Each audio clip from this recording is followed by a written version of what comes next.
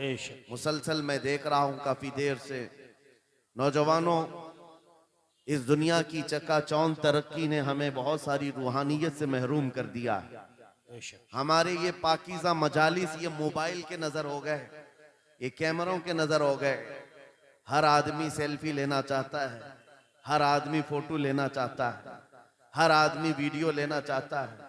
आप खुद यहाँ आए हैं तो मोबाइल को अपने पास रख लो, और अगर मोबाइल को ही सुनाना था तो किसी के हाथ में देकर भेज देते, आप घर बैठ जाते।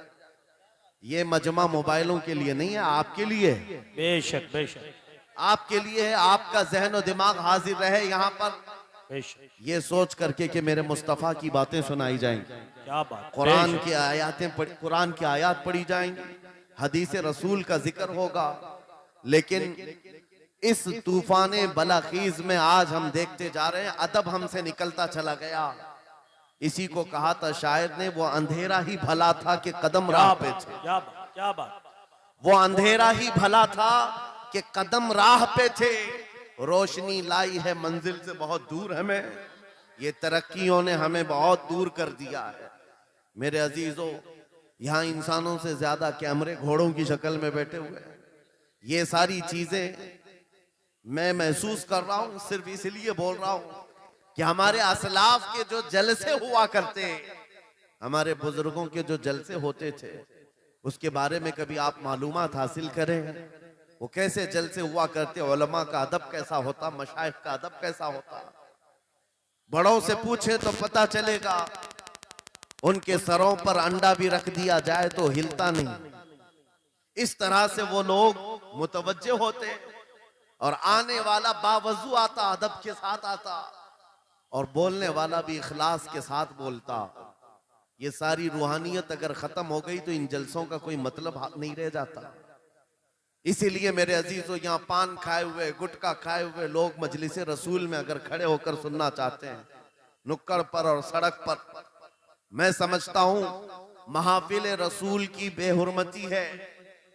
सैयदना शेख अब्दुल अजीज मुहद्दिस देहलवी के मुतालिक एक बात मुझे मिली थी। आप हुक्का नोशी फरमा रहे थे, और इसी असना में आपको कहीं से मीलाद के पढ़ने की आवाज आई। आप वो हुक्का फेंक दिए और मजलिस मीलाद में चले गए, जाकर के बैठ गए, और मीलाद पाक में जो मद्दाह रसूल थे वो कसीदा ऐसा पढ़ते रहे कि शेख साहब मगन हो गए, मस्त हो गए, और वज्द तारी हुआ। इसी असना में आपकी आंख लग गई महफिल में आंख लगी, देखा रसूल पाक सल्लल्लाहु अलैहि वसल्लम तशरीफ लाए। सुभान अल्लाह। मजलिस मिलाद में हुजूर तशरीफ लाए, लेकिन शेख मुहद्दिस देहलवी कहते हैं रसूल पाक का चेहरा सुर्ख था, गजबनाक थे। मैंने अर्ज किया, सरकार आप तशरीफ लाए हैं इस महफिल पाक में, लेकिन चेहरे पर गजब के आसार हैं। आप सल्लल्लाहु अलैहि वसल्लम ने फरमाया मुहद्दिस देहलवी से कि अब्दुल अजीज, तुझे शर्म नहीं आती, उसी हुक्के के मुंह से मेरी महफिल में आ गया। अल्लाहु अकबर। मेरे अजीजों, नबी पाक सल्लल्लाहु ताला अलैहि वसल्लम की महफिल पाक का अदब नहीं करोगे, वो इश्क रसूल कहां से आएगा। यहाँ से क्या बोला जा रहा है, क्या पहुंचाया जा रहा है, उसकी तरफ तवज्जो होना जरूरी है। इसीलिए मैं आज बरमला इजहार करता हूं कि आज मुझे प्रोग्रामों वाला एक मुकर्रिर बनाकर लोग हर जगह घुमा रहे हैं ताजिया की तरह। मैंने ये देखा है, और इनमें मेरा कोई इंटरेस्ट और शौक नहीं था इन जलसों का। मैं मस्जिद में खिताब करना ज्यादा पसंद करता कि वहां पाकीज़ा माहौल होता है, अदब से लोग बैठते हैं और सब बावजू हुआ करते हैं, और दिल में बात उतरती भी है। लेकिन अगर बाहर भी हम महफिल कर रहे हैं तो मेरे अजीजों, जिम्मेदारी आपकी है कि इसको भी मस्जिद जैसा माहौल बना दे। बेशक बेशक। रूहानियत इतनी आ जाए कि हम इन दुनियावी लग़वियात से फारिग होकर खालिस मेरे आका की मोहब्बत में तशरीफ रखें। बेशक। बस ये चंद जुमले शुरू में मुझे अर्ज करने थे, इस्लाह के लिए मुझे खड़ा किया गया है। और इन जलसों के तौर तरीकों को बदले, मेरे उस्ताद गिरामी फरमाया करते, 3 रुकन होते हैं जलसे के, 3 रुकन होते हैं जलसे के। एक बोलने वाला मुकर्रिर, दूसरे इंतजाम करने वाली इंतजामिया, तीसरे ऑडियंस सुनने वाली पब्लिक। जलसे के ये 3 रुकन हैं और तीनों में अगर कहीं से इखलास खत्म हुआ ये जलसे का कोई असर नहीं होगा। अल्लाहु अकबर। आने वाले लोग भी मुखलिस हो, बोलने वाला आदमी भी मुखलिस हो, जलसा सजाने वाली इंतजामिया कमेटी भी मुखलिस हो, खालिसतन अल्लाह और उसके रसूल की रजा के लिए कर रहे हो, उन जलसों का बहुत असर हुआ करता है, बहुत असर हुआ करता है।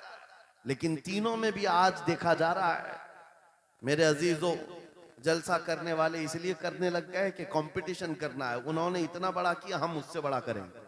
उन्होंने इस मुकर्रिर को बुलाया था, हम इस मुकर्रिर को बुलाएंगे। उन्होंने इतना खर्चा किया था, हम इतना चंदा करेंगे। आने वाली पब्लिक भी एंटरटेनमेंट के लिए आने लग गई कि हम देखते हैं इनके यहाँ कितने नारे लगते हैं, उनके यहाँ कितने नारे लगते हैं। बोलने वाला भी यही सोचने लग गया कि इनके ऊपर कितनी धौंस जमा सकता हूं, इन लोगों को कितना मैं अपनी तरफ अट्रैक्ट कर सकता हूं। अल्लाह शाहिद है, मैं इस चीज के लिए आपके सामने नहीं आया हूं। पूरे मजमे में आप भी खामोश बैठे रहे, नाज़िम इजलास भी और जिनके हाथ में माइक है ये भी, आप दिल में सुभान अल्लाह कहें और दिल में ही नारा लगाएं। मेरी बात मुकम्मल होने तक तवज्जो से सुनते रहें।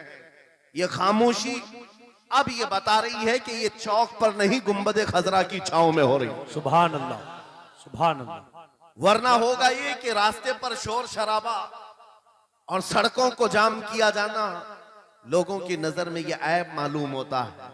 लेकिन इसी माहौल को हम बदल करके भी जा सकते हैं। ये हमारा शिवा है पूरी दुनिया में कि सिर्फ और सिर्फ रसूल पाक की गुलाम कौम ऐसी है जो 1 मिनट में पूरा सन्नाटा तारी कर सकती है। बेशक। किसी ने एक साहब से पूछा था, वेल ट्रेन्ड फौज जो होती है, चाहे वो अमेरिका की हो कि रशिया की हो कि जापान की हो, चाइना की हो, उनसे पूछा गया कि अगर 10,000 फौज को सफों में खड़ा करना हो और उनको रेडी करना हो तो आपको कितना टाइम लगेगा?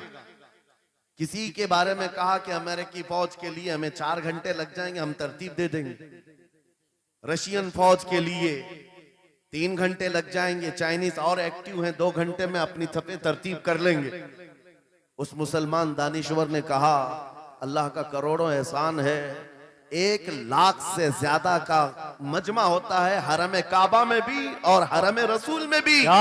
इमाम सिर्फ 1 मिनट में कहता है सफे दुरुस्त कर लो, किसी को डंडा मारने की जरूरत नहीं, सबकी सफे खुद दुरुस्त होती है। क्या बात, बेशक बेशक बेशक। ये कौम है जो अपनी सफे खुद दुरुस्त करती है। बेशक बेशक। मस्जिदों में, जुमा में, ईदगाह में जाकर कोई लकड़ी लेकर नहीं फिरता कि अपनी अपनी सफे दुरुस्त कर लो। हर एक को इतना शऊर है कि अपनी सफे कैसे दुरुस्त की जाती है। जब आपको अल्लाह ताला ने ये नेमत अता की है, मस्जिदों में सफे दुरुस्त कर सकते हैं 1 मिनट के अंदर, ईदगाह में 1 मिनट में हमारी सब दुरुस्त हो सकती है।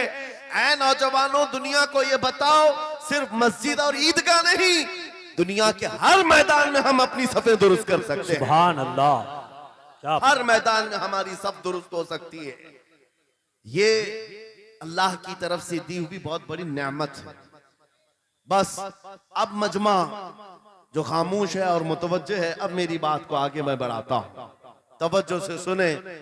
कुरानी उलूम के मुताल्लिक आपके सामने चंद बातें रखूंगा, इसलिए कि मुझे कहा गया बड़ा पढ़ा लिखा मजमा है और मुसलमान के लिए पढ़ा लिखा होना बहुत लाजिम है, इसलिए कि जिहालत इस्लाम का अपोजिट है। जिहालत इस्लाम का अपोजिट है। आपको एक बात मैं बताऊं, जब भी कहा जाता है दौरे इस्लाम, यानी हुजूर सल्लल्लाहु अलैहि वसल्लम की आमद के बाद के हालात को दौरे इस्लाम कहते हैं, उससे पहले वाले जमाने को दौरे जिहालत कहते हैं। जबकि इस्लाम का अपोजिट तो कुफ्र होना चाहिए, कुफ्र होना चाहिए। ये दौरे इस्लाम है और इससे पहले दौरे कुफ्र था। नहीं, दौरे इस्लाम से पहले वाले दौर को दौरे जिहालत कहते हैं, इसलिए कि बताना है इस्लाम और जिहालत दो अपोजिट चीजें हैं, दो अपोजिट चीजें हैं। जाहिल हो और मुसलमान हो उसे जेब नहीं देता। जिस कौम पर आने वाली किताबे हिदायत का पहला लफ्ज इक़रा से शुरू होता है, इक़रा बिस्मि रब्बिकल लज़ी खलक़, कुरान का पहला लफ्ज जो आया है वो किस नाम से आया? पढ़ो अपने रब के नाम से, पढ़ो अपने रब के नाम से। और इल्म नहीं है तो कुछ नहीं है तुम्हारे पास।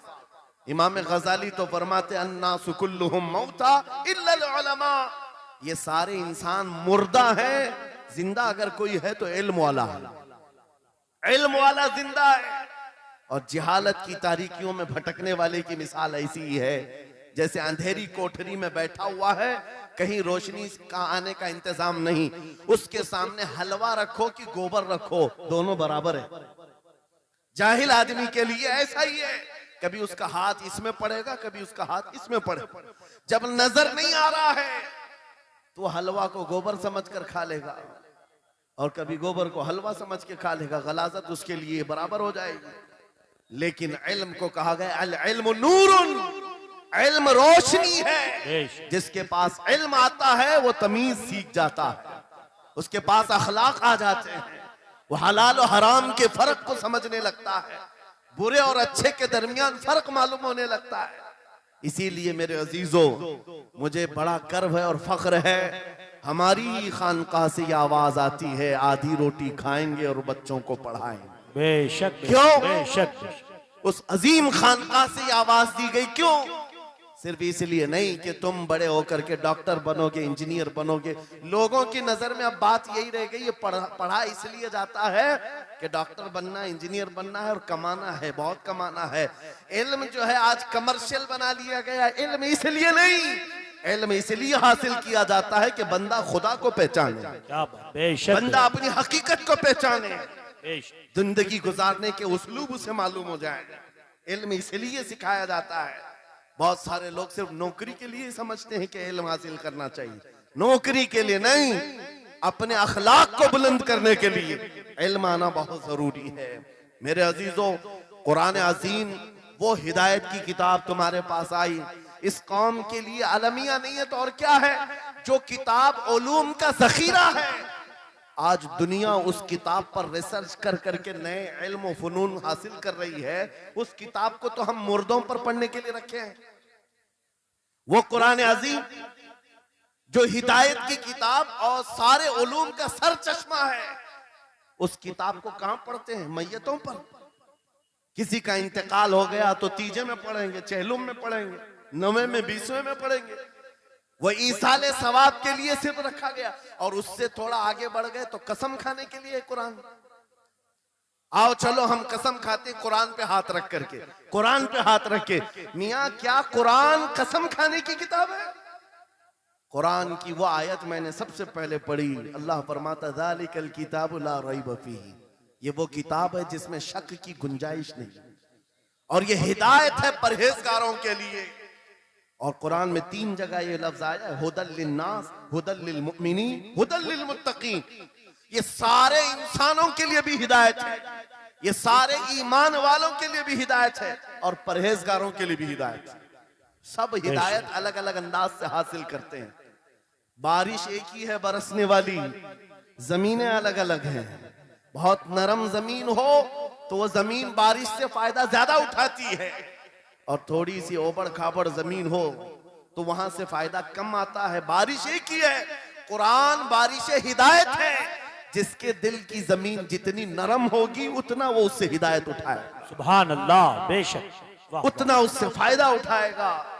और आज हालात ये हैं, ऐ नौजवानों अपने दिल पर हाथ रख करके बताओ, कुरान कितने लोगों ने पढ़ा है? कुरान कितने लोगों ने पढ़ा? मैं हाथ नहीं उठवाता, किसी भी बात पर हाथ मत उठाया करो। ना ही झूठे हाथ उठाना है, ना सच्चे हाथ उठाना है, ना ही किसी और को शर्मिंदा करना है। अपने दिल पे हाथ रख करके बताओ कुरान कितनी मर्तबा पढ़ लिया। क्योंकि कुरान पाक, बहुत सारे लोग ये समझते हैं मदरसे में बचपन में एक बार पढ़ लिया तो उसका हदिया हो गया, खत्म हो गया है, अब इसके बाद फिर हमारी मैयत पे ही पढ़ा जाएगा। इसलिए तो कुरान के उलूम से नावाकिफ हो गए। अरे समझना तो दूर की बात, देख करके पढ़ना भी मुश्किल है। आज लोगों का देख कर पढ़ना मुश्किल हो गया। कुरान तुम्हारे पास बहुत सारी किताबें नहीं है, बहुत सारे ग्रंथ नहीं, बहुत सारे वेद नहीं है जिनका शुमार ही नहीं है। तुम्हारे पास ओनली वन, एक किताब कुरान पाक ऐसी महफूज किताब जिसके बारे में अल्लाह ताला खुद फरमाता है सूरह कमर में, वलक़द यस्सरनल कुरआन लिज़िक्रि फ़हल मिन मुद्दकिर। हमने कुरान को याद करने के लिए आसान बनाया है कोई याद करने वाला? 4 बार ये आयत अल्लाह ताला फरमाता है कोई याद करने वाला? अल्लाह जब फरमा रहा है कुरान आसान है तो कौन कहता है ये मुश्किल है? हमने खुद अपने हाथों तबाही को दावत दी है। दर्स कुरान को अगर हमने न भुलाया होता, ये जमाने ने जमाना न दिखाया होता, वो जमाने में मुअज़्ज़ज़ थे। मुसलमान होकर आज हम खार हुए हैं, तारीके कुरान होकर आज हम छोड़े बैठे हुए हैं। कुरान अजीम को छोड़कर बैठना कितनी बड़ी गुमराही है। आज हालात ऐसे आ गए कि कुरान को बदलने की बातें होने लग गई। क्यों? तुम उठाते ही नहीं। 26 आयतें निकाल दो, 25 आयतें निकाल दो, इसमें ये बातें उसमें वो बातें हैं। मुसलमान को तो पता भी नहीं है कौन सी आयतों के बारे में ये वावेला मचाया जा रहा है। अरे तुम पढ़ो, तुम्हारे लिए कुरान आया है। ये जितनी भी कॉन्फ्रेंसें हैं, मैं समझता हूं इसके बदले हर जगह सुबह व शाम कुरान पढ़ने और पढ़ाने का इंतजाम हो जाए। इस तरह के हजारों जलसों से वो अफजल है। क्योंकि ये मैं नहीं कह रहा हूं, मेरे आका फरमाते हैं खैरुकुम मन तअल्लमल कुरान व अल्लमा। तुम में से सबसे बेहतरीन आदमी वो है जो कुरान सीखे और दूसरे को सिखाए। बेशक बेशक, सबसे बेहतरीन आदमी वो है कुरान को सीखे और दूसरे को सिखाए। आज नौजवानों के अंदर एक बड़ी तादाद मुझे देखने को मिलती है, उनको छोटी छोटी सूरतें भी नहीं मालूम, कुरान देख करके पढ़ना भी नहीं आता। बचपन में हमारे माँ बाप ने हमको सीने से लगा करके कुरान मदरसा भेजने की आदत डाली थी, और जब स्कूल जाते थे तो बस्ता पीछे लगा के जाते थे। पता होगा, स्कूल जाते हैं तो बस्ता पीछे रख के जाते हैं, और कुरान पढ़ने के लिए जाते हैं तो सीने से लगा के जाते हैं। यह हमेशा से एक रीत रिवाज चला, बुजुर्गों का डाला हुआ कि बेटा कुरान हमेशा आगे होगा। लेकिन शऊर आने के बाद तुमने कुरान को पीछे डाल दिया, पीछे को आगे कर दिया। कोई इल्म ऐसा नहीं जो कुरान में मौजूद नहीं, कोई इल्म ऐसा नहीं। वला रतबिन वला याबिसिन इल्ला फी किताबिन मुबीन। मेरा मौला फरमाता है कोई खुश्की और तरी की बात ऐसी नहीं जो हमने कुरान में ना बयान की। वनज़्ज़लना अलैकल कुरान तिबयानन लिकुल्लि शै। रब फरमाता है हमने कुरान में हर चीज का वाज़ेह बयान उतारा है तुम पर। और सैयदना अब्दुल्लाह इब्न अब्बास मुफस्सिरीन के सरदार, रसूल पाक सल्लल्लाहु तआला अलैहि वसल्लम के चचेरे भाई हजरत अब्दुल्लाह बिन अब्बास कहते हैं लौ ज़ाअ ली इक़ालु बईरिन लवजदतुहु फी किताबिल्लाह। कहते हैं अगर मेरे ऊंट की नकील की रस्सी भी गुम हो जाए, मैं उसको किताबुल्लाह कुरान में ढूंढ लूंगा। क्या बात, वाह वाह वाह वाह। मैं उसको कुरान में ढूंढ लूंगा। उनके पास उलूम कुरान थे। और आप क्या समझते हैं कुरान में क्या नहीं है? साइंस की वो इजादात को अगर आप लेकर के बैठे, मैंने अपना पूरा बयान रिकॉर्ड किया है 2 साल कबल ही। यहाँ वक्त की किल्लत है, मैं आपके सामने अर्ज करता हूँ 16वीं सदी के बाद या 18वीं सदी के बाद साइंस की तरक्कियात ने अपना पैर जमाना शुरू किया है इस रुए जमीन पर। जबकि मेरे मुस्तफा करीम सल्लल्लाहु तआला अलैहि वसल्लम की जुबान अक़दस से निकले हुए कलमात जो कुरान में मौजूद हैं, उठाओ और मैं बताता हूं हर चीज का इल्म कुरान में मौजूद है।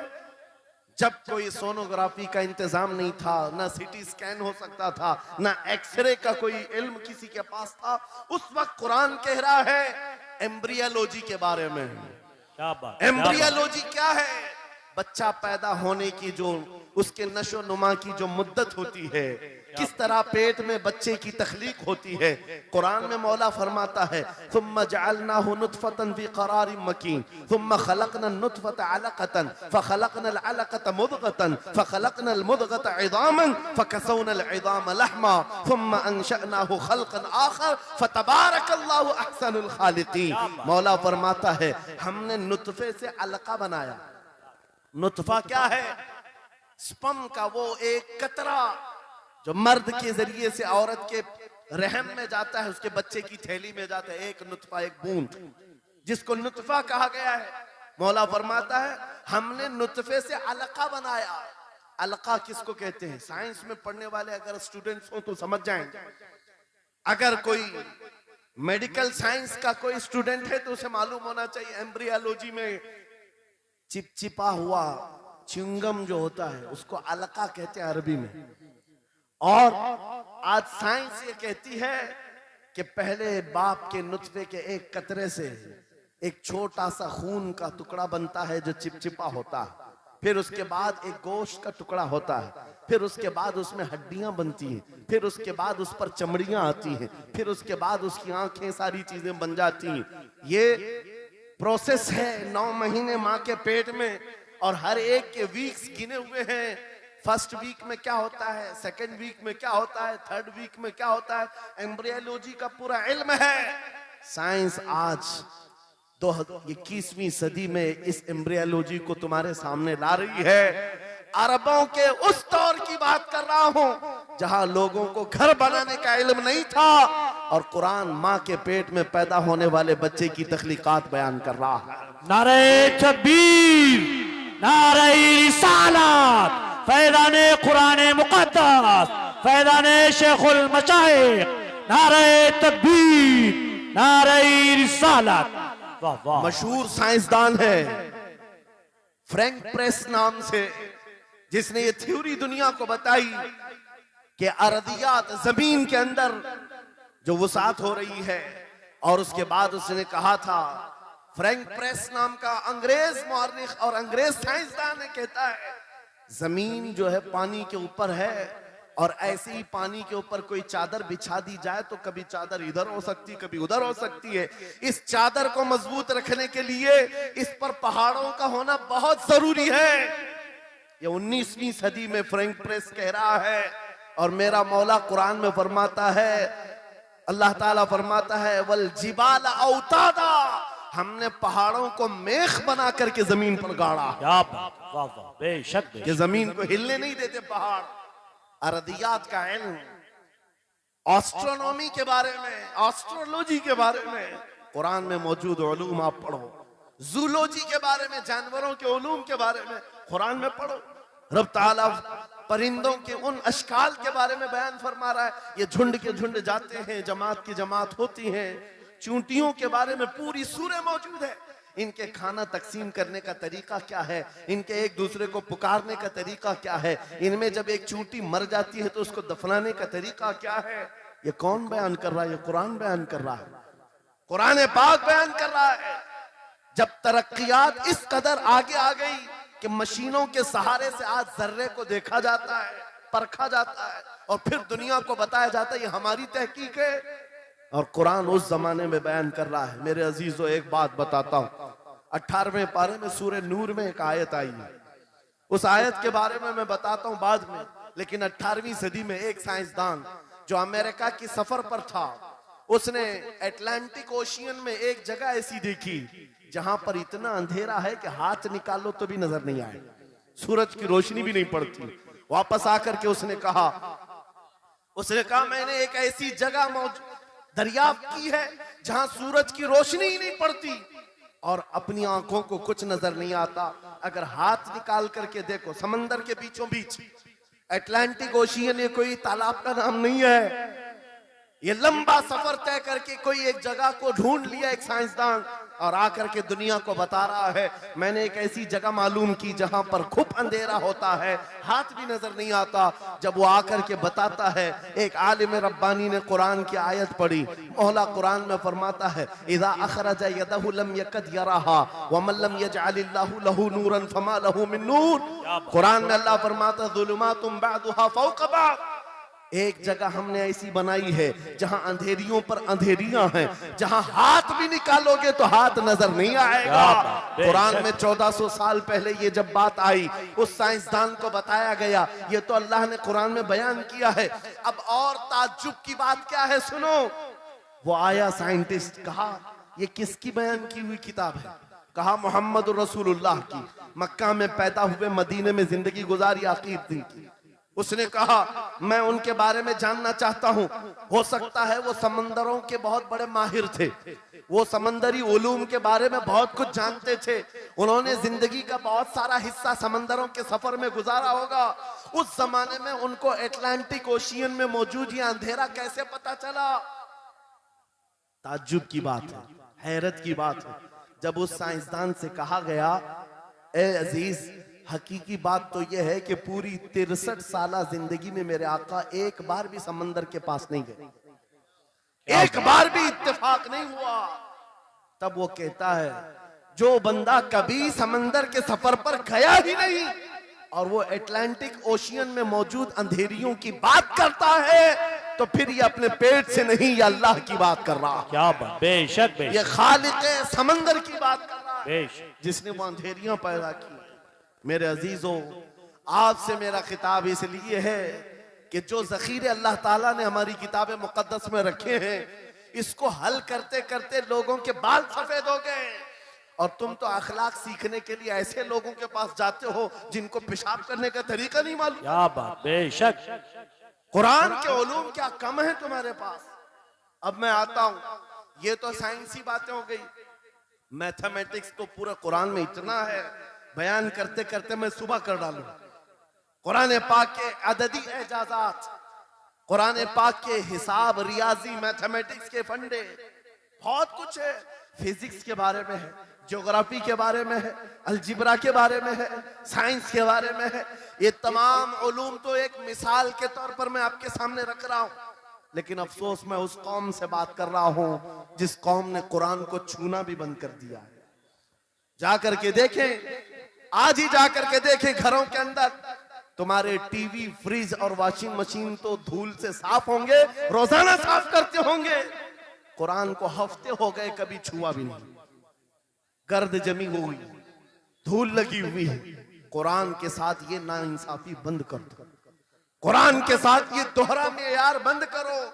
आपको पता है, कयामत के दिन मेरे आका फरमाते हैं, जो दो चीजें जिसकी हिमायत में आ गई उसको जन्नत में जाने से कोई नहीं रोकेगा, और दो चीजें जिसके खिलाफ खड़ी हो गई फिर उसको दोज़ख में जाने से भी कोई नहीं रोक सकता। हुजूर से पूछा गया, वो दो चीजें क्या हैं? हुजूर फरमाते हैं, जिसकी हिमायत में रमजान और कुरान खड़े हो गए उसका जन्नत में जाना तय हो जाता है। क्या बात, वाह वाह, और जिसके खिलाफ खड़े हो गए रमजान और कुरान, हुजूर फरमाते फिर उसका दोज़ख में जाना तय हो जाता है। अल्लाह अकबर। अल्लाह के रसूल, दानाए गुयूब, कायनात के सरदार मेरे आका दुआ करते हैं, अल्लाहुम्मा जअलिल कुरान हुज्जतन लना ला हुज्जतन अलैना। ये मेरे नबी की दुआ है, आप तवज्जो करें। हुजूर जब ये दुआ कर रहे हैं, ऐ अल्लाह कुरान को क़यामत के दिन मेरा हिमायती बना, मेरे खिलाफ ना बना। क्या बात, वाह, साहिब कुरान खुद कह रहे हैं, कयामत के दिन इसको हमारे खिलाफ ना खड़ा कर, कुरान को हमारा हिमायती बना। ऐ लोगों, हम कौन सी जिंदगी गुजार रहे हैं आज? बहुत दूर हम आ चुके हैं, बहुत दूर हम आ चुके हैं। आज कुरान की तालीम को भी इतना सस्ता समझा जाता है, इतना सस्ता कि आपके पास अगर बच्चे के पास टाइम हुआ तो मदरसा भेजो, नहीं तो छोड़ो जाने। मदरसों में आने वाले वो बच्चे जिनकी नाक बह रही हो, कपड़े ढंग के ना हो, कारी साहब और हाफिज साहब खुद ही उसको साफ भी करें, खुद ही पढ़ा करके भी भेजे। क्या तुम अपने वक्त की मशहूर कॉन्वेंट स्कूल में भी इसी तरह अपने बच्चों को भेजते हो? वहां पर गैर हाजिरी से कितना डरते हो, अपनी छुट्टियां तर्क कर देते हो, रिश्तेदारों से मिलना बंद कर देते हो। नहीं, बच्चे की स्कूल छूट सकती है, लेकिन कुरान के साथ कैसा दोहरा सलूक है, कुरान के साथ कैसा मेयार है। आपको मैं बताता हूं, इमाम हमारे सिराजुल उम्मा इमाम आजम अबू हनीफा रज़ी अल्लाह ताला अन्हु अपने बेटे को जिस कारी कुरान के पास पढ़ने के लिए भेजा करते थे, कारी साहब ने इमाम आजम के बच्चे को पूरा कुरान पढ़ा दिया। नाजरा कुरान की बात कर रहा हूं। जब पूरा कुरान बच्चे ने पढ़ लिया तो इमाम आजम अबू हनीफा को ये मुबारकबादी दी गई कि आपका बच्चा पूरा कुरान पढ़ चुका है हाफिज साहब के पास। तो हाँ, इमाम आजम बड़े ताजिर थे अपने जमाने के। उन्होंने क्या किया, उस कारी साहब को 4 लाख दिरहम नजराने में भेजा। सुभान अल्लाह। कितना? 4 लाख दिरहम चांदी के सिक्के होते थे। इमाम आजम अबू हनीफा ने जैसे ही कारी साहब के पास जो कुरान पढ़ाए थे ये नजराना भेजा, उनके पास ये नजराना पहुंचा। 4 लाख तो छोड़ो, आज के जमाने में 4000 भी किसी को देता नहीं। हाफिज कुरान अगर किसी बच्चे को पढ़ाया है, और मैं मांग भी नहीं रहा हूं कौम से, इमाम आजम की बात बता रहा हूं। जब नजराना कारी साहब को पहुंचा, उन्होंने देखा 4 लाख दिरहम मेरे पास आए, इतनी बड़ी रकम, बच्चे को खाली कुरान ही पढ़ाया था। दौड़े दौड़े वापस इमाम आजम अबू हनीफा के दौलत कदे पर आ गए। घर पर आए, कहा हुजूर आपसे मैं ये पूछना चाहता हूं कि गलती से तो ये रकम मेरे पास नहीं आ गई, ये किस लिए दी गई है? कहा कि ये तो आपने कुरान बच्चे को पढ़ाया, मैंने हदियतन भेजा है। कहा हुजूर सिर्फ नाजरा कुरान ही तो पढ़ाया, इतनी बड़ी रकम। इमाम आजम अबू हनीफा ने कहा कारी साहब आज चले जाओ, और अपने बेटे को बुलाया, इधर आ बेटा, कल से इस हाफिज के पास पढ़ने के लिए तू हरगिज नहीं जाएगा, कल से इसके पास तू इल्म हासिल करने नहीं जाएगा। बच्चे ने पूछा हुजूर क्या हो गया? कहा जो बंदा मेरे 4 लाख दिरहम को कुरान से बड़ा समझता है, मैं उसके पास अपने बेटे को नहीं पढ़ा सकता। वाह वाह वाह, मैंने तो कुरान का एक हर्फ की कीमत नहीं अदा की, उसने कुरान के ऊपर मेरी रकम को समझ लिया। आज हमने कुरान को कहां समझ लिया है? वो इमाम आजम अबू हनीफा फरमाते हैं जो कुरान से ज्यादा माल को अहमियत देता है उसके पास बच्चों को पढ़ाओ भी मत, ना पढ़ाओ। अजीजा ने गिरामी वकार, हमारा ये दोहरा सुलूक, हमारा ये दोहरा मेयार कुरान के साथ जो हमारी नाइंसाफी है, हमें अखलाकी पस्ती में लाकर खड़ा कर चुकी है, अखलाकी पस्ती में लाकर खड़ा कर चुकी है। अरे हम देख रहे हैं आयरा गैरा नत्तू खेरा हमें सिखाने आ रहा है, बढ़ाने आ रहा है कि तुम्हें डेवलपमेंट के बहुत सारी चीजें बताई जाती है कि तुम्हारी पर्सनालिटी डेवलपमेंट क्या होती है। अलीगढ़ वाले तो नौजवान बहुत सारे जो स्टूडेंट्स हैं जानते होंगे, बीए कर लिया, एमए कर लिया, बीकॉम कर लिया, या कुछ भी कर लिया, डिग्री हासिल कर लिया। बड़ी बड़ी कंपनियां आज पूछती हैं कि इसके पास पर्सनालिटी डेवलपमेंट है या नहीं। ये क्या है पर्सनालिटी डेवलपमेंट? कुछ बड़े बड़े शहरों के नौजवान हमारे पास आए थे, कहा हम कोर्स कर रहे हैं। कहा मैंने पूछा इसमें होता क्या है? कहा इसमें सिखाया जाता है बैठना कैसा है, लोगों से मिलना कैसे है, खाने के लिए बैठे तो चम्मच कहाँ रखना है, बर्तन कहाँ रखना है, लोगों से हैंडशेक कैसे करना है, ये सारी चीजें सिखाई जाती हैं। मैं नौजवानों से पूछा कि अच्छा कितने महीने का? कहा कहीं 6 महीने का, कहीं साल भर का। कहा अफसोस है उस कौम पर जिसका रसूल आया था ये कहते हुए बुइस्तुली उतम्मिम मकारिमल अखलाक, मैं सबसे बुलंद अखलाक सिखाने के लिए दुनिया में आया हूँ। उस रसूल की उम्मत आज ऐसे लोगों के पास अखलाक सीखने जा रही है जिसको हलाल और हराम की तमीज नहीं, जिसको खड़े होकर पेशाब करने में फख्र लगता हो, उसके पास तो ये अखलाक सीखने जा रहे हैं, पर्सनैलिटी डेवलपमेंट सीखने जा रहे हैं। और मैं तुम्हें बताता हूं कुरानी अखलाक क्या है। मौला करीम ने अपने हबीब को जो बयान किया है, सूरह लुकमान उठाओ, बाप अपने बेटे को नसीहत क्या क्या करता है, अगर 3 आयतें भी पढ़ लो तुम्हारी जिंदगी सुधर जाएगी। लुकमान हकीम अपने बेटे से कहते हैं या बुनय्या अक़िमिस सलात वअमुर बिल मारूफ वन्हा अनिल मुनकर वस्बिर अला मा असाबक, ऐ बेटा नमाज पढ़ा कर, बुराइयों से बचा कर, अच्छाइयों की बात कर, जो मुसीबत आए उस पर सब्र कर। ये सिर्फ जुमले नहीं है, ये जुमले नहीं है। लुकमान हकीम ने अपने बेटे को जो डराया था, कुरान कहता है या बुनय्या इन्नहा इन तकु मिस्काल हब्बतिन मिन खर्दलिन फतकुन फी सखरतिन औ फी समाई औ फिल अर्दी याति बिहल्लाह। आज हर बाप को चाहिए कि ये नसीहत अपने बेटे को करे। क्या बात, हर बाप अपने बच्चे को ये बात बताए, सुनो क्या लुकमान कहते हैं, बेटा बुराई अगर तूने कर लिया, ये मत समझना कि मैं रात के अंधेरे में छुप कर लिया। आज तुम्हारे हाथ में मोबाइल गुनाहों का अड्डा बन करके आया है। सिर्फ एक टच स्क्रीन पर सारी दुनिया तुम्हारे सामने नंगी नाचती हुई नजर आती है। कितने नौजवानों ने अपने अखलाक का कत्ल कर लिया है, उनकी आंखें हया से नापाक हो गई हैं। कितने लोगों ने अपना नूर ईमान बेच दिया मोबाइल की स्क्रीन पर चलने वाली इन बेहया तस्वीरों पर। कितने तो फरेफ्ता हो गए, कितने जवानी बर्बाद कर चुके। तुम क्या समझते हो? मेरे अजीजों, एक जवान ने मुझे बताया था, रात के वक्त मैं तन्हा मोबाइल लेकर बैठा था, अचानक पर्दा हिला तो डर लगा, जल्दी से स्क्रीन ऑफ किया, बैठा। मुझे लगा माँ आई होगी, बाप आया हो, कोई आया होगा, लेकिन कोई नहीं। पर्दा हिला, एक बिल्ली आई थी, इससे भी डर लग गया। मैंने कहा पर्दे के हिलने से इतना डर है कि कोई आ जाए, तेरा ईमान कहां गया? वो मौला कहता है यअलमु खाइनतल अयुनि वमा तुख्फी सुदूर, वो रब तुम्हारे दिलों में गुजरने वाले हालात को भी देख रहा है, बेशक तुम्हारी आंखों की खयानत को भी वो देख रहा है। जब तुम्हारा यकीन ही खत्म हो गया तो क्या करोगे? इसीलिए अरबी का मशहूर मकौला है, इज़ा लम तस्तही फफ़अल मा शिअत वस्ना मा शिअत। जब तुम्हारे अंदर से हया निकल जाए तो जो चाहे करो, जो चाहे कर लो। आज लुकमान हकीम की वो बात मैं पेश कर रहा था, आयत मुकम्मल करता हूँ। बाप अपने बेटे से कहता है, अगर बुराई कर लिया तूने, अगर बेहयाई हो गई, ये मत समझ के बहुत छुप करके किया। आज से 4000 साल पहले लुकमान हकीम कह रहे हैं अपने बेटे से, अगर बुराई तू आसमानों में जाकर करेगा, या पहाड़ के अंदर घुस कर करे, या जमीन के अंदर जाकर करे, कहीं पर भी कर ले।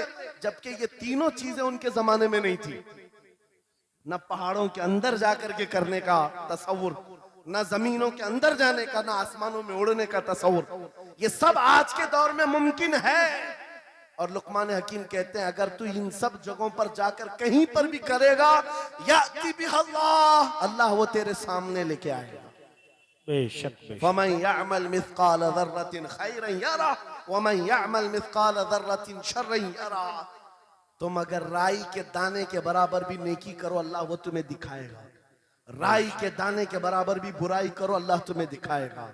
अखलाक सीखने के लिए दूसरी जगह जाते हो, अगर ये फार्मूला किसी को याद हो जाए, मैं कहता हूं सारे सीसीटीवी कैमरे बंद हो जाए, इस बंदे को कोई बहका नहीं सकता, जिसके दिल में सिर्फ इतना ख्याल है कि मेरा मौला मुझे देख रहा है, बेशक बेशक मेरा रब मुझे देख रहा है। उसकी निगरानी के लिए किसी कैमरे की जरूरत नहीं, किसी सीसीटीवी की जरूरत नहीं। अजीजा ने गिरामी वक़ार, बच्चों के दिलों में अखलाक बाद में आएंगे, अल्लाह का खौफ उनके दिल में डालो, अल्लाह देख रहा है। एक दिन तुम्हें हाजिर होना है, सब लाया जाएगा, सब लाया जाएगा, जो कुछ किया था, जो कुछ कहा था, सब लाया जाएगा। लुकमान हकीम ने अपने बेटे को अखलाक सिखाया।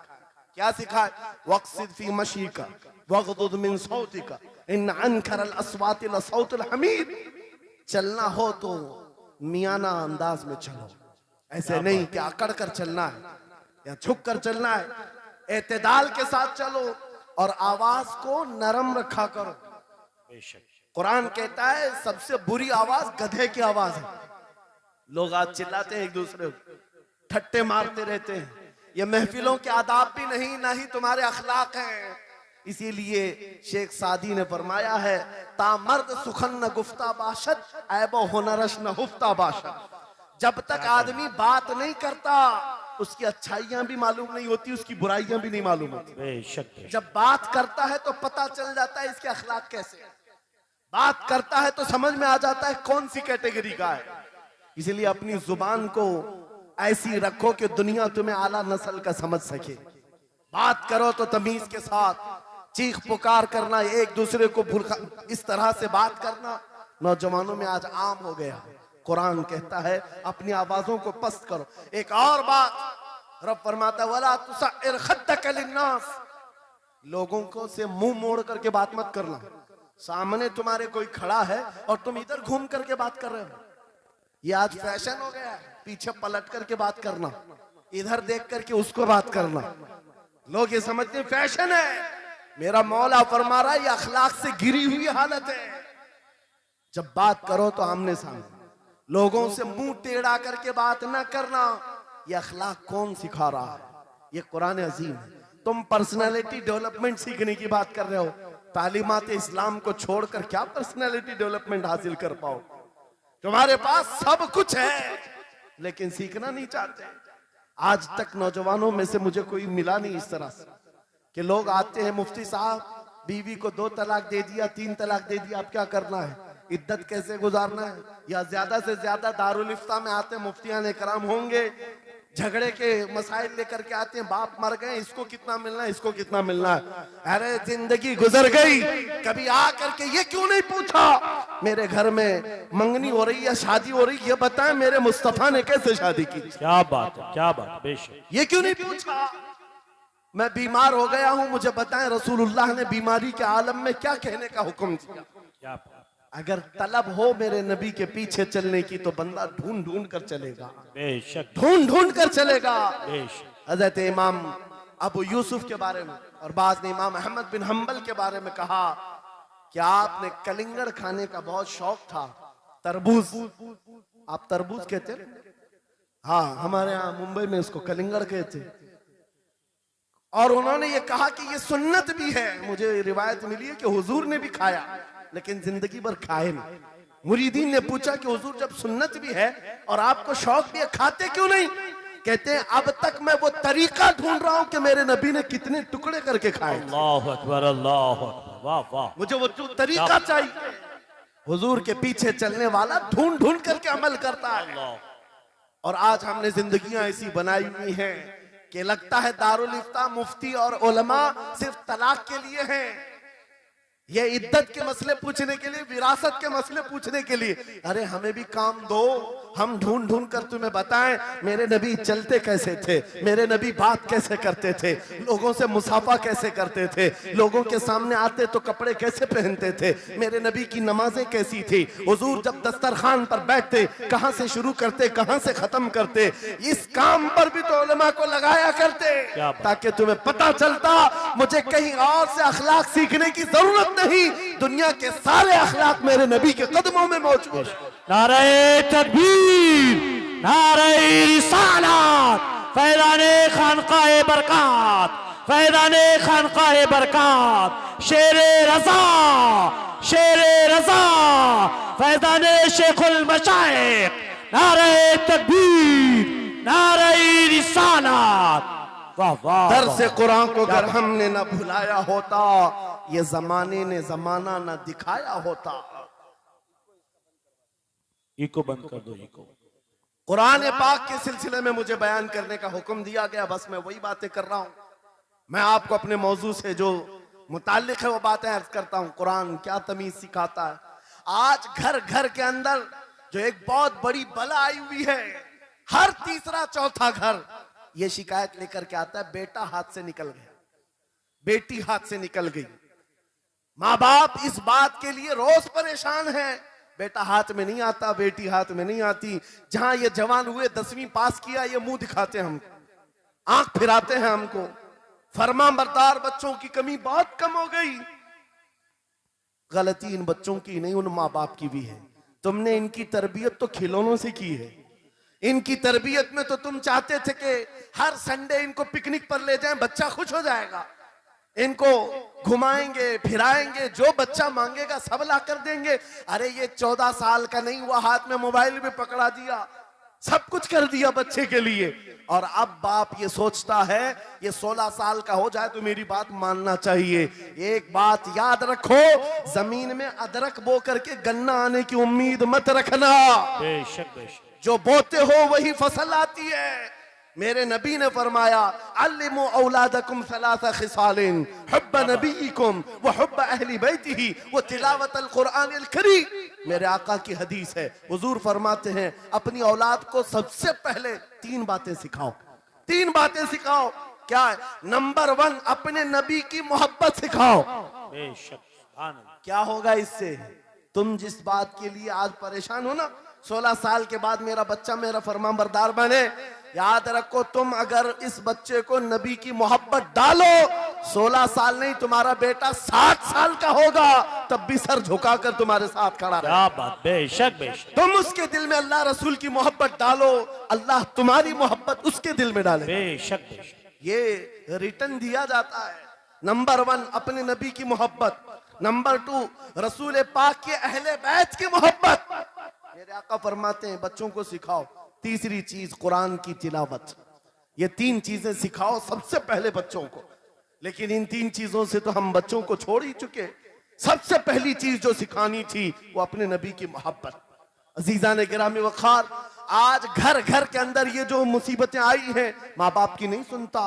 माँ बाप अगर जवान लोग अभी शादी कर रहे हैं तो अभी से तय कर लो, बच्चा होगा, ये ख्वाब नहीं देखेंगे पहले इसको क्या बनाना है। तुम अगर अल्लाह उसके रसूल की मोहब्बत डालने की ख्वाब लेकर उस बच्चे की तरबियत करो, इंशाल्लाह वो डॉक्टर भी बनेगा, इंजीनियर भी बनेगा, प्रोफेसर भी बनेगा, लेकिन साथ में आशिक रसूल भी बनेगा। सुभान अल्लाह, सुभान। और जहां ये दौलत लेकर के खड़ा होगा, इश्क रसूल की दौलत लेकर खड़ा होगा, और प्रोफेसर भी हो जाए, डॉक्टर भी हो जाए, कुछ भी हो जाए, देखो मशाइख मारहरा जिनके वालिदैन ने उनकी तरबियत की, उनको दुनियावी उलूम का माहिर तो बनाया है, क्या लेकिन आज तक आपने देखा कॉलेज में पढ़ाने वाला प्रोफेसर लाखों मुरीदीन की दस्तगीरी भी कर रहा हो और उनकी शरीयत और तरीकत को बयान भी करता हो। बेशक। नारे तकबीर, नारे रिसालत, फैज़ाने हसनुल उलमा, फैज़ाने हसनुल उलमा, नारे तकबीर के लिए, वाह वाह वाह, तालीमात इस्लाम के लिए ये घराना आइडियल है। मैं मुबालगा आराई नहीं कर रहा हूं, मुबालगा आराई नहीं कर रहा हूं। जहां पर एक बेटे को बाप ने वक्त का एक बड़ा प्रोफेसर बनाया तुम्हारे इसी शहर का, दूसरा बेटा अगर इनकम टैक्स का चीफ बन चुका हो, क्या बात, तीसरा अगर पुलिस की डिपार्टमेंट में डीआईजी या बड़े ओहदे पर पहुंचा हो, लेकिन हमने हर एक को देखा, चाहे ये दुनिया के किसी मकाम पर जाएं, जब ये अपने असलाफ की बारगाह में आते हैं तो सर झुकाए हुए शरीयत के तरीकत के संगम नजर आते। क्या बात, बेशक बेशक। इसलिए कि इनकी तरबियत सिर्फ और सिर्फ ट्यूशन के बहाने नहीं छोड़ दी गई थी, क्या कहें, लोगों की गोद में डालकर। जैसे आज लोगों को लगता है बच्चे को पढ़ाने के लिए महंगी स्कूल दे दो, अच्छी से अच्छी स्कूल, और बच्चा आए तो शाम में ट्यूशन के लिए किसी टीचर या प्रोफेसर को दे दो। बच्चा तुम्हारी गोद में आया ही नहीं। संडे संडे तो बाप से बच्चे की मुलाकात होती है, और वो भी पिकनिक के नाम पे होती है। क्या कहें, ये हालात जब बच्चों के साथ तरबियत के होंगे तो ये बच्चे जिनसे तरबियत हासिल किए हैं उनके नक्शे कदम पर चलेंगे। लेकिन तुम अगर शरीयत का ट्रांसफर चाहते हो, स्कूल भी पढ़ाओ, ट्यूशन भी पढ़ाओ, लेकिन इश्क़ रसूल की दौलत अपने सीने से इनके सीने में डालो। बिल्कुल बेशक बेशक। अजीजा ने गिरामी, मेरा मौला फरमाता है, वक़ज़ा रब्बुका अल्ला तअबुदू इल्ला इय्याहु व बिल वालिदैनि इहसाना, माँ बाप के साथ भलाई का हुक्म मेरा मौला फरमाता है। रब ने तुम्हारे फैसला किया है, अल्लाह के सिवा किसी की इबादत ना करो, वालिदैन के साथ अच्छा सलूक करो। और कैसा सलूक? वला तकुल लहुमा उफ़्फ़िन वला तनहरहुमा, उनको उफ तक ना कहो, उनको झिड़क कर बात ना करो। नौजवानों याद रखो, जिस दिन तुमने अपनी माँ या अपने बाप को उल्टा जवाब देना शुरू किया, उस दिन से तुम पर रिज्क के दरवाजे बंद हो जाते हैं, बरकत के दरवाजे बंद हो जाते हैं। और ये तो बड़ी बात है, हजरत मौलाना रोम फरमाते हैं, माँ या बाप बच्चे को बात करने में जिस दिन डरने लग जाए, पता नहीं मेरा बेटा क्या समझेगा बोलूं, जिस दिन वो तुमसे बात करने में डरने लग जाए, समझ लो दुनिया का सबसे बुरा दिन तुम्हारा शुरू हो चुका है, शुरू हो चुका है। होना तो ये चाहिए कि तुम्हारी जवानी नहीं, तुम्हारी उम्र बीतने को आ गई, अगर माँ बाप को अल्लाह ने सलामत रखा, चाहे वो बूढ़े बिस्तर मर्ज पर हो, उस वक्त भी अदब के बाजू फैलाए हुए हो, अदब के बाजू। आपको पता है सहाबा इकराम बैठे, मेरे आका सल्लल्लाहु अलैहि वसल्लम, एक खातून आई, रसूल खड़े हो गए, अपनी चादर बिछाया, उस खातून को बिठाया। सहाबा कहते हैं हमने एक खातून को, आई हुई खातून को इतना अदब करते हुए रसूलुल्लाह को पहली बार देख रहे थे। वो खातून आई, बैठी, मुस्कुराई, बातें की और चली गई। सहाबा ने पूछा, या रसूलल्लाह, इस खातून का अदब क्या है? मेरे आका फरमाते हैं, ये मेरी दाई, मेरी दूध पिलाने वाली माँ हलीमा सादिया, क्या बात, वाह वाह। पैदा हुए नहीं, दूध पिलाई हुई माँ का यह अदब मेरे नबी ने सिखाया। ये अखलाक कुरान के हैं मेरे अजीजों, कुरान के हैं। याद रखो नौजवानों, इन बूढ़े माँ बाप को आज जितने लोगों ने तरसाया है और उन्हें घुट घुट कर जीने पर मजबूर किया है, वो आज की रात तौबा करके जाएं, तौबा करके जाएं, मुसाफा करें, उनके हाथ चूमें। ये तुमसे क्या तमन्ना रखते हैं? बस इतनी कि तुम अपने पैरों पे खड़े हो जाओ, ढंग का कमाना सीख जाओ।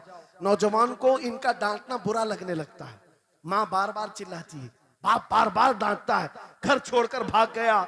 फिर उसके बाद याद रखो अल्लाह ताला ऐसे जूतों पर तुम्हें डाल देता है जो तुम्हारी हैसियत के भी नहीं होते, कमतर लोग तुम्हें हाँकते रहते हैं।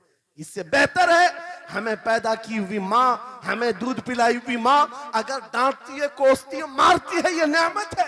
एक नौजवान के बारे में मैं अक्सर कहा करता, हमारे साउथ का था, बड़ा बिगड़ा हुआ। माँ मेरे पास आई थी, कह रही थी इसको समझा ले, मैं बेवा हूं, इसका बाप बचपन में मर गया, ये बच्चा 2 साल का था, मेरा शोहर मर गया, मैं घरों की पतेलियां मांझ करके इस बच्चे को बड़ा की हूं, लेकिन आज ये औबाश बन गया है। बदमाशों की दोस्ती। मैंने उस नौजवान को बुलाया था, अपने करीब किया, समझाया, अल्लाह ने उसको समझ दे दी। वो लड़का थोड़ा बहुत सीधे रास्ते पर आया और बेंगलुरु गया था कमाने के लिए। मैंने कहा नौकरी कर, तेरी माँ कुछ नहीं चाहती, वो जिंदगी तो गुजार चुकी, अपने हाथों से कमाई है, बस ये चाहती है कि तेरी कमाई का एक लुकमा खा ले। ऐ नौजवान, क्या अपनी माँ को इतना भी सुख नहीं देना चाहता? गया था कमाने के लिए। मेरे अजीजों, आज भी वो मौजूद है, आज भी है। वो कमाया, महीना भर गुजरा था या 2 महीने, अपनी तनख्वाह लेकर के वतन वापस आया। अपने घर के पास जिस दिन वो पहुंचा था, घर के बाहर बहुत भीड़ जमी थी। लोगों से पूछा उसने तो पता चला उसकी माँ आज ही सुबह इंतकाल की। अल्लाहु अकबर। वो पैसों की गड्डी ला करके जो कमाया था 1 महीने 2 महीने की तनख्वाह, माँ के कदमों में रख दिया। बहुत रोया। ये बात मैं तकरीरों में इसलिए कहता हूँ, उसने कई बार कहा मुफ्ती साहब नौजवानों को सिर्फ इतनी बात कहें, मैं इस अजाब में रोज मरता हूँ, मेरी माँ जिंदगी भर लोगों के जूठे मांझ करके मुझे खिलाती रही और मैं एक लुकमा मेरी माँ को खिला ना सका। जिस दिन मैं लाया था पैसे, ये तो दुनिया से चल पड़ी।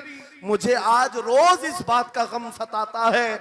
आप नौजवानों से खिताब करते हैं, कम से कम इनसे कह दें कि तुम्हारे माँ बाप जिंदा हैं, होश में आ जाओ, अपने हाथों से उनको खिला तो सको, उनके हाथ पकड़कर चला तो सको, इसलिए कि दुनिया की अजीम नेमत है। जिसका बाप जिंदा है, जिसकी माँ जिंदा है, उसके हक में वो दुआ कर ले। मेरे आका फरमाते हैं नबियों की दुआ उम्मत के बराबर जो होती है, वो बाप की दुआ बेटे के बराबर होती है। आज मैं गुफ्तगू समेटता हूँ, खत्म कर देता हूँ, इसलिए कि अखलाक इस्लाम बहुत वसी मौजू है, बहुत वसी मौजू है, लेकिन आपके लिए सिर्फ इतनी बात काफी है कि कुरान को छोड़ करके अगर दूसरी जगह सीखने जाओगे तो मारे मारे फिरोगे। आज वापस आ जाओ उसी कुरान पर जिसको मेरे आका ने हमारे उरूज का जरिया बनाया है, हमारी तरक्की का रास्ता बनाया है। जानते हो जब दुनिया के पास पार्लियामेंट नहीं थी, चलाने के लिए उसूल नहीं थे, पूरी दुनिया को कुरान ने उसूल बताए हैं, कानून बताए हैं। इस एक कुरान से फिक़्ह हनफी मिला, फिक़्ह शाफ़ई मिला, फिक़्ह हम्बली मिला, फिक़्ह मालिकी मिला। ये तो 4 मैंने नमूने बताए, 1-2 नहीं, 18 फिक़्ह की तदवीना पूरी दुनिया में मौजूद है। इस कुरान पर लिखी जाने वाली तफसीरों की तादाद पूरी दुनिया की किताबों से सबसे ज्यादा है। 700 तफसीरों के नाम मेरे पास मौजूद है। हर तरह से अलग अलग तफसीर की गई है, दुनिया की मुख्तलिफ जुबानों में इसके तर्जुमे किए गए। वो एक कुरान ऐसा है जो आज भी बबांगे दुहल पूरी दुनिया को चैलेंज कर रहा है। अगर तुम अल्लाह की बात को झूठा मानते हो, कुरान की तरह एक आयत ला करके बता दो, एक सूरत ला करके बना दो। आज दुनिया तरक्की बहुत कर चुकी होगी, टेक्नोलॉजी पर ये पाबंदे सलासिल कर चुकी और चांद पर कमंदे डाल चुकी, सूरज की शुआओं को कैद करके करंट बना दिया हो, सयाल मादे से दुनिया ने केमिकल बना दिया, सब बना दिया। लेकिन एक बात तय है, पूरे इंसान मिल जाएं, पूरे जिन्नात मिल जाएं, मेरा मौला फरमाता फिर भी वो कुरान के मिसल नहीं ला सकते। बेशक बेशक, वाह, कुरान के मिसल नहीं ला सकते। ये मौजज़ा तुम्हारे पास है, ये मौजज़ा तुम्हारे पास है, दुनिया के पास ये दौलत नहीं। उठो वगरना हश्र न होगा फिर कभी, दौड़ो के जमाना चाल अपनी चल गया। मेरे अजीजों, आखिरी बात, ये सारे उलूम तो कुरान में हैं, अखलाक भी कुरान में है, तिजारत के उसूल भी हैं, शादीशुदा जिंदगी के उसूल भी हैं, माँ बाप के साथ हुस्न सलूक भी है, बच्चों की तरबियत भी है, पड़ोसियों से मामलात भी हैं, उस्ताद और शागिर्द के हुकूक भी बयान किए गए हैं। ये सारे फील्ड अपनी जगह पर, लेकिन कुरान का जो गाजा है, कुरान की जो रूह है, कुरान का जो खालिस शहद है, वो क्या है? कुरान पढ़ने वाले को सबसे बड़ी दौलत अगर कोई मिलती है तो अपने नबी से बेइंतहा इश्क करने की दौलत मिलती है। आगाज से आखिर तक कुरान है नाते मुस्तफा, महबूब के बयान का कैसा अनोखा ढंग है। जुनैद बगदादी के जमाने में एक आर्टिस्ट आया था, एक मुसव्विर, लोगों की मुंह बोली तस्वीर खींचता था। अगर कोई आता अपनी महबूबा के बारे में कहता, उसकी आंखें ऐसी, उसकी नाक ऐसी, उसकी भवें ऐसी, उसकी पेशानियां ऐसी, वो उसी तरह से तस्वीर निकालता था। आर्टिस्ट था और लोगों की कतारें लगी थी अपने अपने महबूब महबूबाओं की तस्वीरें निकालने के लिए। इसलिए कि आपकी तरह मोबाइल उस जमाने में नहीं थे जो हर घड़ी खींच लिया करें। वो जुनैद बगदादी का दौर, आर्टिस्ट तस्वीर निकालता था। जब ये बात पता चली, हजरत जुनैद बगदादी भी उस मुसव्विर के घर चले गए, लाइन में खड़े हो गए। जब आपका नंबर आया तो उस मुसव्विर ने पूछा, मौलाना आपका क्या काम है? वक्त के सैयदुत ताइफा, कहा मैंने सुना है तू लोगों के महबूबाओं की तस्वीरें खूबहू खींच कर देता है, मैं चाहता हूं मेरे भी महबूब की तस्वीर खींचो। वाह वाह। तो उसने कहा बताओ। कलम लिया, बैठा, बताइए आपके महबूब का हुलिया क्या है? जुनैद बगदादी कहने लगे, मेरा महबूब कायनात का सबसे हसीन चेहरा रखने वाला, जिसकी भवें ऐसी थी, जिसके गाल ऐसे थे, जिसकी पेशानी ऐसी थी, जिसके हाथ ऐसे, जिसके पैर ऐसे। उस मुसव्विर ने पूछा बताओ नाम क्या है? जुनैद बगदादी ने कहा मोहम्मदुर रसूलुल्लाह। उस मुसव्विर ने कहा रुको जरा, ये तस्वीर तो ऑलरेडी मेरे पास बनी बनाई रखी है। जुनैद बगदादी ने कहा ये कैसे? लोगों की ऑर्डर पर तू तस्वीर बनाता है, मेरे महबूब की तस्वीर पहले से कैसे रखी है? उस मुसव्विर ने कहा बात दरअसल ये है, आप जिससे मोहब्बत करते हैं मैं भी उससे मोहब्बत करता हूं, हम दोनों का महबूब एक है, इसलिए तस्वीर पहले से बनी रखी है। जुनैद बगदादी ने कहा अच्छा लाओ तो जरा हमारे महबूब की तस्वीर देख तो ले। वो मुसव्विर अंदर गया और कुरान पाक ला करके जुनैद बगदादी के सामने रखा और कहा जुनैद क्या ये मेरे नबी की तस्वीर नहीं है?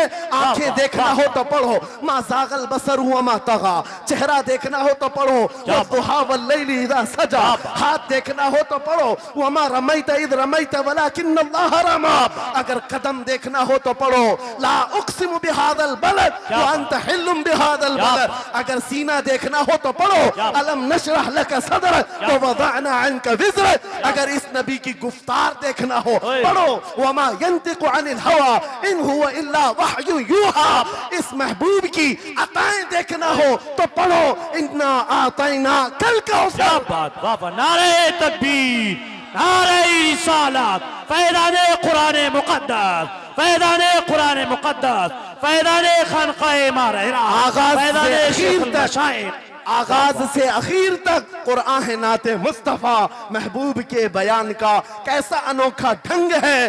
ये तालीमात इस्लाम कॉन्फ्रेंस है, कुरान की तालीमात से ये बात मुझे कहना जरूरी था। कुरान सिर्फ अखलाक की तालीम नहीं, सिर्फ मुआशियात की तालीम नहीं, बल्कि कुरान इश्क रसूल की तालीम देता है और हुब्बे रसूल सिखाता है।